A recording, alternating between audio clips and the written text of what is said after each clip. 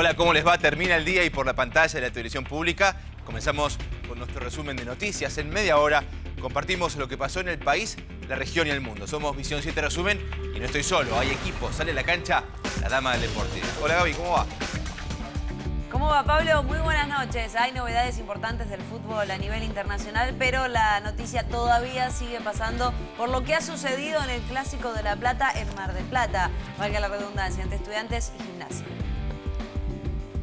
Comenzaron las primarias en Estados Unidos. Allí nos lleva José Natanson. Hola, José. ¿Qué tal, Pablo? Buenas noches. Efectivamente, se están concretando en este momento las primarias en el pequeño estado de Iowa, un estado chiquito en el medio oeste norteamericano. Primera fase de las elecciones primarias de cara a las generales del 8 de noviembre en Estados Unidos.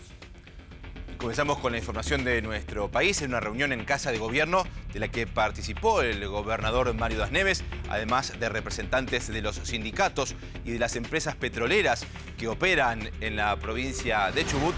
Se acordó que por 6 meses no habrá despidos y que se van a garantizar los puestos de trabajo. Tras una semana de negociaciones y un nuevo encuentro en Casa de Gobierno, los trabajadores petroleros de Comodoro Rivadavia y el gobierno de Chubut se llevaron un acuerdo con estabilidad laboral y de salarios por 6 meses y sin poner en riesgo las paritarias. Así lo dijo el delegado gremial Jorge Ávila. Por 6 meses se resguarda toda la actividad laboral de todos los puestos laborales en la provincia de Chubut y se mantienen los salarios de los trabajadores. Mes a mes hacer una revisación técnica de dónde estamos parados y hacia dónde vamos. Es algo que nosotros en su momento también lo habíamos planteado. Creo que el sindicato trajo un planteamiento de esa naturaleza para poder encarar el tema, el proceso, poderse sentar a ver cuál es el futuro y cómo va a ser lo que se viene. Así que en esos términos creo que podemos decir que hemos llegado a un acuerdo que por ahora es satisfactorio. No hemos renunciado a nada y vamos a discutir salario cuando seamos convocados, cuando se convoquen las empresas y la Cámara a la discusión salarial. Pero si usted me pregunta hoy cuál es la conjetura, sí, nos vamos íntegramente conformes después de ver lo que dije recién, la fortaleza con que defendió el gobernador el posicionamiento de los trabajadores de la provincia de Chubut y el acompañamiento del ministro del Interior. Durante 2 horas, en el Ministerio del Interior, los ministros Frigerio, Triaca y Aranguren, los representantes de YPF, Bulgeroni y Techín, junto con el gobernador Mario Das Neves y los trabajadores, cerraron un acuerdo transitorio, donde el Estado aporta $10 por barril de petróleo y las empresas preservan salarios y puestos de trabajo, independientemente del valor del crudo. Ya fuimos avanzando hasta llegar a una respuesta, digamos, transitoria, pero respuesta al fin, sobre todo que, lo habrá dicho Jorge, lo más importante es que está direccionado al trabajador. Por 6 meses, obviamente, garantizar los puestos de trabajo. Y todos los meses, obviamente, una reunión mensual para hacer seguimiento de esto, porque el tema del precio del petróleo vino a quedarse. Entonces no es una cuestión coyuntural que en 3-4 meses desaparece. De esta manera Chubut se empieza a equiparar un poco con el resto de las provincias, ¿no? Con un subsidio de $10 que aportaría el gobierno. Sí, 10 más lo que aportan las empresas. Acá las que más van a aportar son las operadoras, ¿eh? Más allá que le cae algún lagrimón, pero las operadoras tienen que aportar. Me parece que es justo pedirle en una actividad donde es muy rentable, pedirle por favor que nos acompañen en estos tiempos. Yo le agradezco sobre todo a Rogelio Frigerio, que ha sido el articulador de todas las reuniones, el propio presidente que intervino a la tarde en esta discusión, y obviamente vamos a seguir este tema de cerca.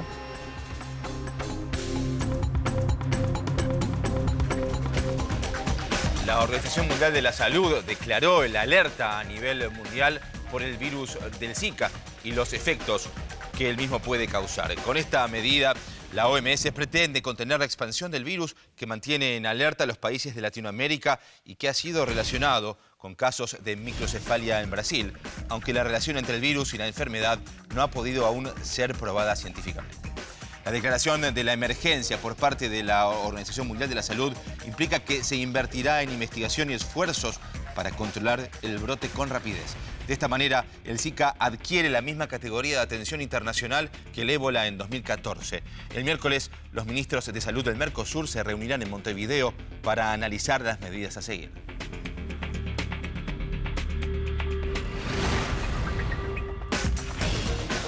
En tanto, el gobierno envió al Senado los pliegos de Horacio Rosati y Carlos Rosenkrantz postulados por el Poder Ejecutivo Nacional para integrar la Corte Suprema de Justicia de la Nación. Con esta medida, el gobierno de Mauricio Macri busca dejar atrás el escándalo desatado con la pretensión de nombrarlos por decreto de necesidad y urgencia, eludiendo el procedimiento establecido constitucionalmente para la designación de jueces del máximo Tribunal de Justicia, que en la actualidad funciona solamente con 3 miembros. Los pliegos serán tratados en la Cámara Alta a partir del 1 de marzo, cuando se inicien las sesiones ordinarias.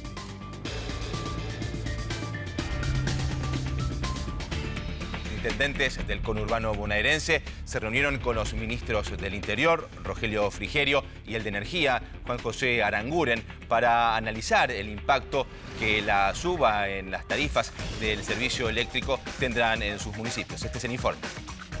Se nos explicó lo que significa la tarifa social, a qué población va a ser beneficiada por esa tarifa social, y los intendentes lo que planteamos es nuestra preocupación, en primer lugar, por aquellas personas que no están alcanzadas por la tarifa social, nuestra preocupación por las pymes que van a ver incrementado sus costos y en consecuencia tenemos preocupación por el empleo de las personas que trabajan en esas pymes. Quedó abierta una agenda de trabajo bien dispuesta para poder ir revisando. Nos planteó que iba a haber una audiencia pública para una revisión integral de las tarifas, lo mismo la participación de los municipios y los intendentes en los planes de inversión y le transmitimos nuestra preocupación de qué significa en la vida cotidiana de un vecino, de una vecina de nuestra ciudad, el 300, el 400 o el 500% de impacto en la tarifa eléctrica. A nosotros nos preocupa y por supuesto que hicimos saber, en nuestro caso por lo menos, nuestra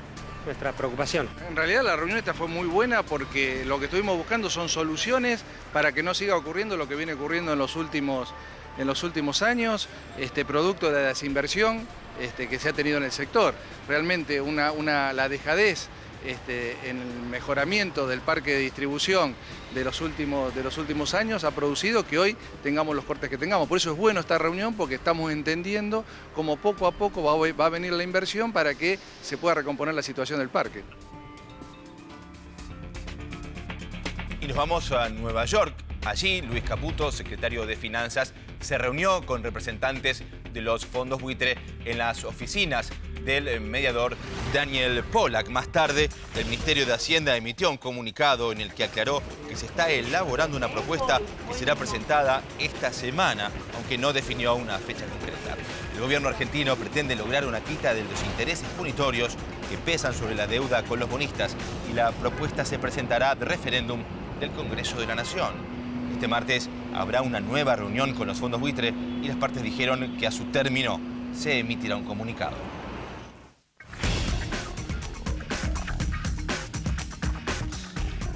La Gendarmería Nacional reprimió a vecinos de la Villa 1114 que participaban del ensayo de la murga Los Auténticos Reyes del Ritmo.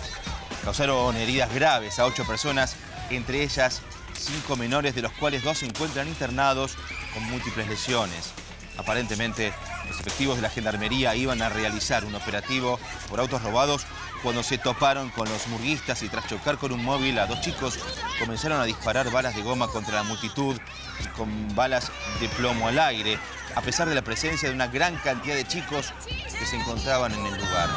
Hoy lunes, los vecinos realizaron una jornada de protesta en las calles.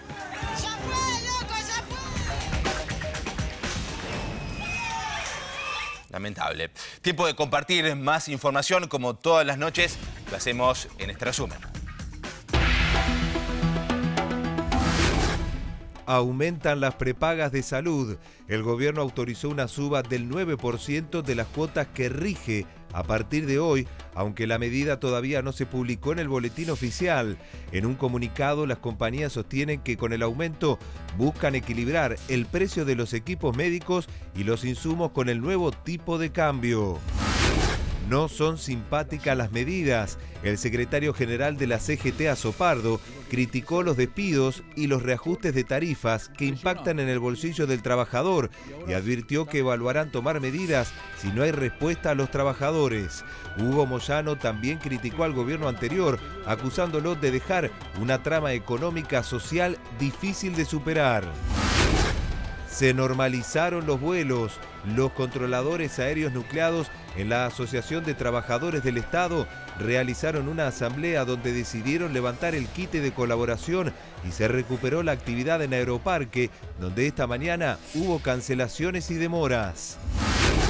Pidieron procesar a Vudú. El fiscal federal Carlos Rívolo le pidió al juez Norberto Ollarvide que procese al ex vicepresidente en una causa en la que está acusado por delito de dádivas, por 2 viajes aéreos que hizo en un avión privado para ir a un acto en Necochea en diciembre de 2011 y por los que no pagó. Gestionada desde lo político, la presidenta de Aerolíneas Argentinas, Isela Costantini, criticó la gestión de Mariano Recalde en la empresa y prometió llevar a un déficit cero como máximo en 4 años. La funcionaria calificó como muy grave e insostenible que la empresa tenga un déficit operativo de 15.000 millones de pesos. Schiaretti elogió a Macri al inaugurar el periodo de sesiones ordinarias de la legislatura unicameral. El gobernador de Córdoba destacó la buena relación que mantiene con el gobierno nacional y aseguró que junto al presidente Macri se le puso fin a un largo periodo de discriminación a la provincia. De vuelta a Estados Unidos, porque este lunes comenzaron en el país del norte las primarias. Comenzaron en Iowa y seguirán la semana que viene en New Hampshire y sucesivamente en los otros estados hasta junio. Los principales candidatos son Hillary Clinton por los demócratas y el magnate Donald Trump por los republicanos. Las elecciones presidenciales para elegir al sucesor de Barack Obama se realizarán en el mes de noviembre. Iowa es un estado de 3 millones de habitantes, apenas el 1% del total del país, pero todos los candidatos quieren ganar esta primera prueba electoral porque el triunfo acarrea más coberturas de los medios y más donaciones para la campaña de cualquier aspirante a competir por la presidencia, cuyo costo se estima supera los $1.000 millones. Y a las 0:28 sobre este tema hablamos con José Nathanson. José. Bueno, Pablo, efectivamente, vos lo decías recién, Iowa es un pequeño estado de 3 millones de habitantes en el medio oeste norteamericano, en lo que se llama el Cinturón del Maíz. Es un estado en donde prácticamente no hay minorías, no hay latinos, no hay negros, no hay asiáticos, pero tiene, a pesar de su, uno diría, escasa representatividad, no es una fotografía de Estados Unidos en miniatura, sino un estado muy particular, tiene una importancia singular. En primer lugar, porque es el estado en el que comienza la larga seguidilla de elecciones primarias que ambos partidos, demócratas y republicanos, realizan de acá hasta junio, antes de que las dos convenciones, la convención republicana primero y la convención demócrata después, proclamen sus fórmulas. Es decir, es el primer estado, tiene un valor simbólico, sirve un poco para ordenar la interna. Algunos candidatos, por ejemplo, los republicanos tienen como 10, 15 candidatos en este momento que han anunciado su intención de jugar en la primaria. Muchos candidatos quedan fuera de la carrera después de las elecciones en Iowa. Efectivamente, en algunos casos sirve como trampolín.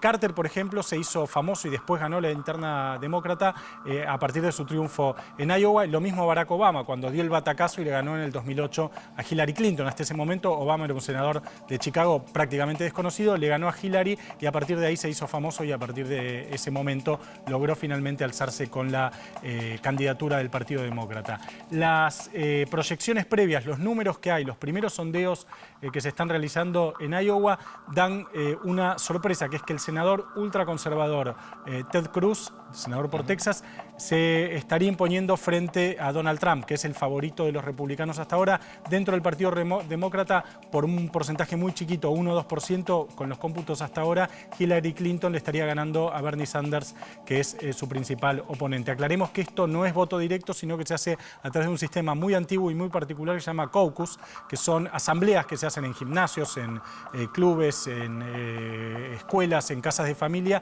y a partir de ahí los demócratas y los republicanos eligen a quienes van a después votar a sus candidatos favoritos de cara a las elecciones que vos decís son el 8 de noviembre.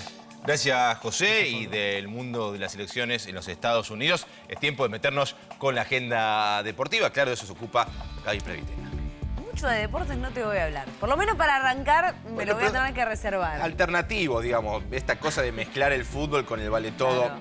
Lamentable, por cierto. Fue muy lamentable lo que ha sucedido en el partido clásico que se disputó en Mar del Plata entre Gimnasia y Estudiantes. llámenlo de la manera que quieran, o Estudiantes Gimnasia. En definitiva, es lo mismo el orden que se le dé a cualquiera de los dos equipos. Lo que no da lo mismo son las sanciones que probablemente van a tener los futbolistas. No solamente por lo que ha sucedido, que es bochornoso, sino porque además la imagen del fútbol argentino en este momento recorre el mundo con las patadas y con las trompadas que se dieron estos futbolistas profesionales de la primera división del fútbol argentino. Fue tal el escándalo que llevó a una reunión que hubo en la jornada de este día lunes por la tarde entre el presidente de AFA, Luis Segura, y la ministra de Seguridad, Patricia Bullrich, donde allí le habrían pedido al mandamás de la Asociación del Fútbol Argentino que las sanciones sean severas, que sean ejemplificadoras, algo que se ha escuchado a lo largo de todo el día, creo que desde el domingo a la noche y durante todo el lunes, desde los medios, y por supuesto también de todas las personalidades del fútbol. Este es uno de los jugadores que está informado. Estamos hablando de Mariano Andújar, que protagonizó, en realidad más que presenciar, protagonizó la peor parte de toda esta gresca que se ha generado. Recordemos, hubo 3 expulsados en el partido, ganaba desde los 16 minutos de la primera etapa Estudiantes, 2 momentos en el partido tuvo que pararlo el árbitro por esto, porque la barra brava de Gimnasia de La Plata, dejémosle de decir hinchas, fue la barra de Gimnasia la que apareció con las banderas de Estudiantes. Por eso el árbitro tuvo que pararlo en 2 oportunidades. Pereira fue uno de los expulsados por la tremenda patada. Esta es fortísima. De hecho, el futbolista primero se iba diciendo que no había hecho nada. Bueno, fue tremenda la patada. De hecho, Facundo Oreja se fue en ambulancia. Por suerte no hubo que lamentar ningún tipo de golpe. Más que el golpe en sí, no tuvo ningún tipo de consecuencias. Hablabas de sanciones. Se pedía que, o se insinuó que se pediría que sean cumplidas las eventuales sanciones durante los torneos oficiales. Sí, de hecho, si las sanciones son menos de 4 fechas, lo que podría recibir cualquier futbolista, indistintamente de este partido en sí, se cumplen en el verano. Más de 4 fechas se cumplen ya en los torneos oficiales. De hecho, una sola vez, por lo menos en los últimos años, en el año 2014, Morel Rodríguez, un futbolista en ese momento de Independiente, por una muy fuerte patada de Diego Villar en un clásico frente a Racing, recibió 5 fechas y fue el único que realmente las cumplió en el campeonato local. Lo que ha sucedido en el Superclásico hace poco más de una semana entre Boca y River es anecdótico, fue muy inferior, tuvieron 3, 2 y 1 fecha los futbolistas que fueron expulsados. Probablemente acá haya muchas fechas de suspensión, se habla también de una multa económica, no solamente que tenga que darle el Tribunal de Disciplina, sino que además los propios clubes van a darle probablemente alguna sanción. Juan Sebastián Verón, el presidente de Estudiantes de La Plata, habló de una sanción interna y a todo el grupo, no quiso dar nombres particulares, dijo que cuando se gana lo hacen de manera grupal y cuando se pierde o se genera este bochorno también será de manera grupal. Son 12 los futbolistas informados por el árbitro Silvio Truco. Más allá de los 3 expulsados, hay 12 futbolistas que están en una lista de los que van a ser probablemente duramente sancionados. Hablamos de Álvaro Pereira, Santiago Ascasíbar, Israel Damonte, Mariano Andújar, Augusto Solari, del lado del conjunto Pincharrata, Enrique Bolonia, el arquero que fue expulsado de Gimnasia de La Plata, Federico Rasic, Nicolás Mazzola, Javier Mendoza, Roberto Blum, Antonio Medina, Maximiliano Coronel, los hombres de Gimnasia de La Plata. A todos estos nombres hay que sumarle los que se ven en este video. Los dirigentes que se meten tratando de ayudar supuestamente a separar, pero después se terminan metiendo en la gresca. Los ayudantes de campo de cada uno de los equipos, los suplentes que se meten. Es que si desde adentro del campo de juego, Gaby, con sus protagonistas llevando adelante escenas tan violentas, después le pedís a las hinchadas que se comporten, bueno, se complica un poco. Sí, el mensaje tiene que ser interno. Cuando vos te confundís y pasás de ser un futbolista profesional a un boxeador dentro de un terreno de juego, las cosas se complican. Ojalá que las sanciones realmente sean ejemplificadoras y que todo esto cambie para el bien del fútbol argentino. ¿Hablamos de River? Vamos a hablar de River. Por lo menos los hinchas millonarios están festejando. No solo porque se quedaron con un nuevo superclásico este fin de semana, sino porque además suman un nuevo refuerzo. Se trata de Iván Alonso, un futbolista que tiene 36 años y que incluso en algún momento de su carrera, hace algunos años atrás, tuvo que dejar la actividad profesional. ¿Por qué? Porque le encontraron un problema en el corazón. Esto fue en el año 2012. 36. Ya puedo volver 36. Yo también. ¿Está en buenas condiciones? ¿Hace goles? ¿Es buen delantero? Tengo más de 40, pero... Bueno. 36 Bueno, algún equipo del fútbol argentino que se tenga que reforzar. Sí. Yo jugaría en Boca. Estoy muy mal, estoy muy mal. Bueno, no, digo por perder otro superclásico, digo. Ah, bueno, ese es No se otro gana y tema. se pierde. En este momento los hinchas de River están festejando Sí, este lo nuevo bien que superclásico que ha conseguido. Iván Alonso es un futbolista que actualmente está en Nacional de Uruguay después de ese tiempo que tuvo afuera de las canchas por el problema cardíaco en el año 2013. Encontraron que ya estaba mejor, que podía volver a la actividad profesional y por eso ha regresado. Con el paso de su poder, viene desde Nacional de Uruguay, 55 goles en 87 partidos fue lo que ha marcado y por eso Marcelo Gallardo lo pidió. Va a estar llegando en las próximas horas, primeras horas de la mañana, aquí en la Argentina para sumarse al conjunto millonario. Pep Guardiola al Manchester City. Una crónica, un final anunciado, ¿no? Hace varios meses venimos hablando de que finalmente el Manchester City tendría todo arreglado con Pep Guardiola. Eso se confirmó en esta jornada de lunes mediante un comunicado y además la conferencia de prensa de Mauricio Pellegrini, estamos hablando del entrenador chileno, quedó confirmado que va a ser Pep Guardiola finalmente el entrenador. Guardiola porque ya tiene todo acordado para llegar y Pellegrini tenía contrato hasta el año 2017, pero en la conferencia de prensa reconoció que el 30 de junio se va. Estamos en vivo, hacemos una breve pausa y seguimos con más noticias aquí por la pantalla de la TV Pública. Ya volvemos.